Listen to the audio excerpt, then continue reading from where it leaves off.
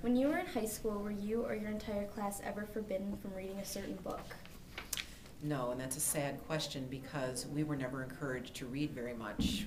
I think in my 3 years of high school English class, I only had to read one required book. Isn't that sad, back in the 70s? Yeah. So no, I had never had that experience. Okay.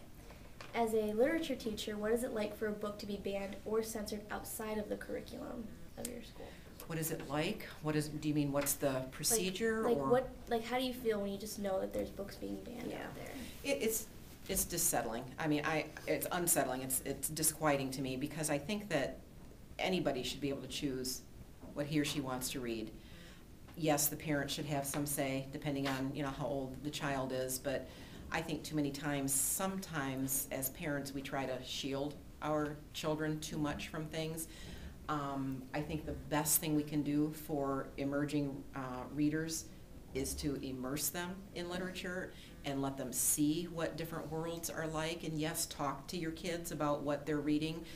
Don't just blindly either take them to the library or hand them books, because I think a parent does need to be involved in finding what the right reading level is for the child, as well as be interested in what they're interested in.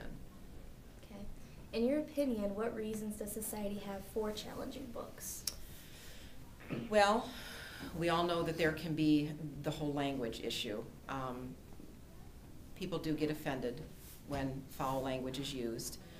I get offended when I hear foul language in our hallways coming from young children, teenagers included. However, I would hope that when an author chooses to use language, foul language, obscene language in his text, it's there for a reason, and then that reason could be discovered by the child. So certainly language is one reason. I think also religious reasons. I've had different parents every year that I've taught here challenge the curriculum for 10th grade for the Crucible. Why are we teaching about witchcraft when in essence we aren't teaching about witchcraft? We're teaching about a segment in our history. So certainly religion becomes something that is a basis for why people would want to ban books, as is the idea of actions, teen actions. I think about Catcher in the Rye and how some parents would question why we would read that if they don't know the full story, why they would question how can we have a protagonist do the things that he does, swear and drink and hire a prostitute and those kinds of things, again, without understanding the bigger picture.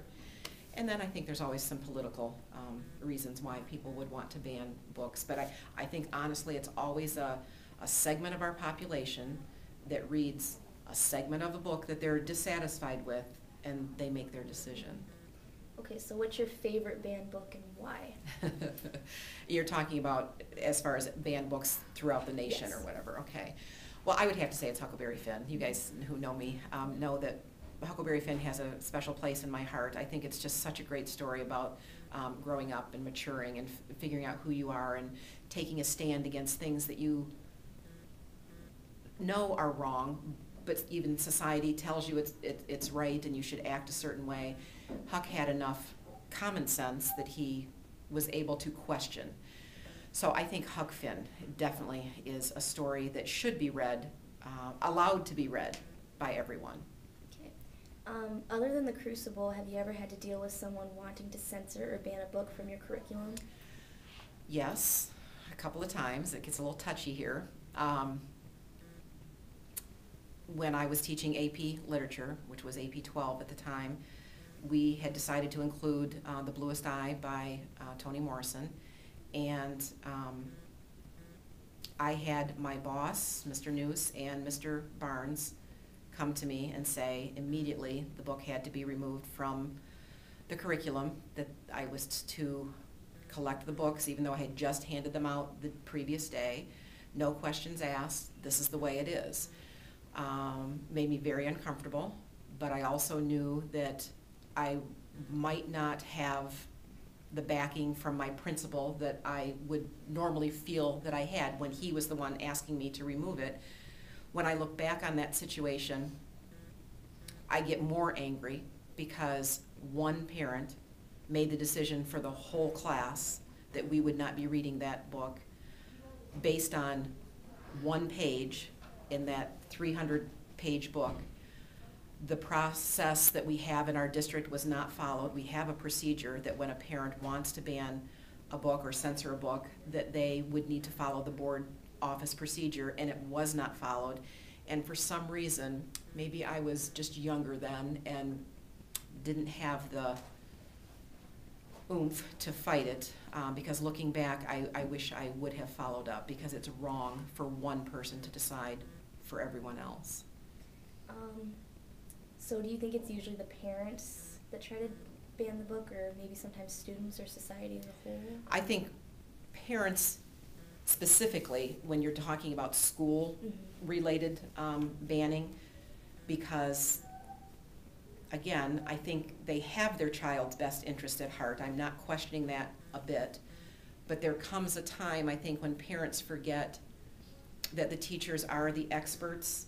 The teachers are the ones who've been trained in my case, English. And yes, though I may choose maybe what some parents might call edgy books or controversial books, I think it helps critical thinking. I think it helps kids make decisions on their own. I always tell my students, these aren't books necessarily that I'm having you read in our curriculum because I like them. Chances are I do like them, but because they warrant such rich conversation.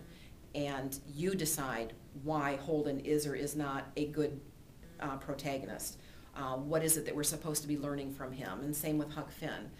So I do think it's the parents that start the idea of banning, but I do think they do it with, you know, their child's best interest at heart.